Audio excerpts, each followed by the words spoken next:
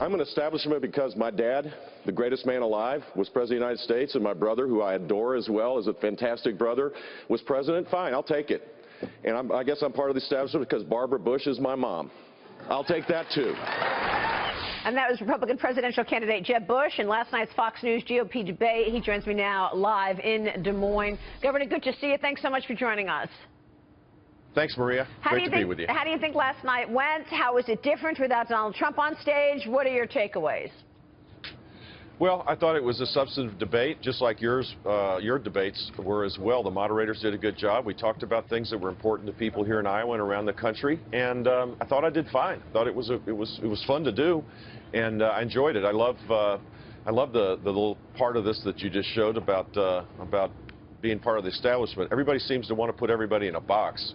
I find that a little amusing. Yeah, I mean, it's a lot of labels, right? And the truth is a lot of people are talking positively about you this morning on social media for that reason, that you basically were honest and yourself and weren't afraid to run from this label of establishment.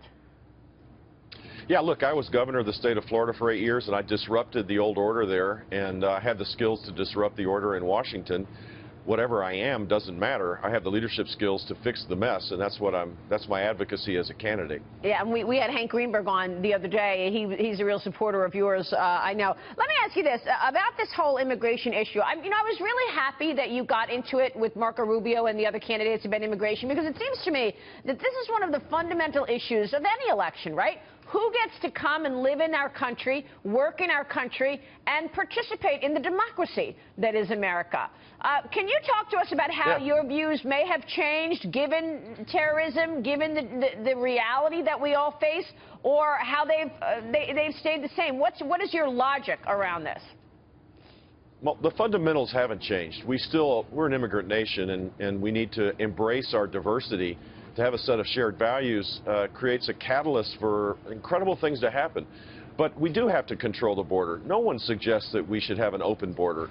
We have a public health challenge in Iowa and New Hampshire. There's an epidemic of heroin that comes across the border. There's a national security question as well. Of course we have to secure the border, but we have to fix the legal immigration system because it's broken, and it could be a catalyst for higher sustained economic growth. We can do both. And that was kind of the point I was making last night when the YouTube videos were on. People, I think, at least I was inspired by those young people, and we should be finding ways to attract them to our cause. I don't know if they're Republicans or not, but I felt compelled to try to encourage them to be Republicans, be conservative. So how do you keep this momentum around you going from any momentum you may have gained last night? How do you stand out when we know that the jabs are going to resume once Trump is out and about with you? He's already been tweeting about the debate and about all of these happenings in the last 24 hours. Yeah, look, I mean, Trump's going to be Trump. He's even when we were debating, he was disparaging me. I got my big boy pants on. It doesn't bother me a bit. I just don't think he's the guy that should lead our party into November. We have a golden opportunity to transform our country and move back to the principles that created its greatness. And Donald Trump wouldn't be that guy. It's all about him rather than the people that are stuck in poverty and the people that are stuck with declining incomes.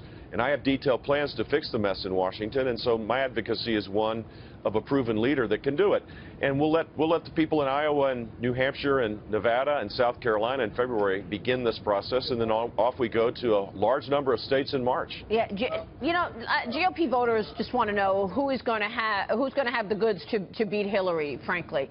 I got to ask you about some of these ads that you're coming out with, Governor, because I know you said that you're not in control of the super PACs who are coming out with these ads, but some of them are really making people scratch their heads, like that ad that has Hillary winning. I mean, I don't know. Do you think that was a good idea? Look, I can't control what I can't control. I've focused on my campaign. Hillary would beat Donald Trump. All the polls suggest that, and that would be a disaster for our country. She is not truthful, she's not trustworthy, and she would double down on the failed economic policies and national security policies of this president. So that's a serious question, and you pointed out that the the whole objective here is to win the presidency to restore America's greatness. And people want to see tax reform pretty soon into the new president's agenda. Hillary wants to raise taxes more than $1 trillion, Governor. Okay, $1.1 trillion is what she's talking about, and Bernie Sanders is talking about raising taxes to raise $1.6 trillion. Tell us about your tax plan, why you think it's the one. It's scary.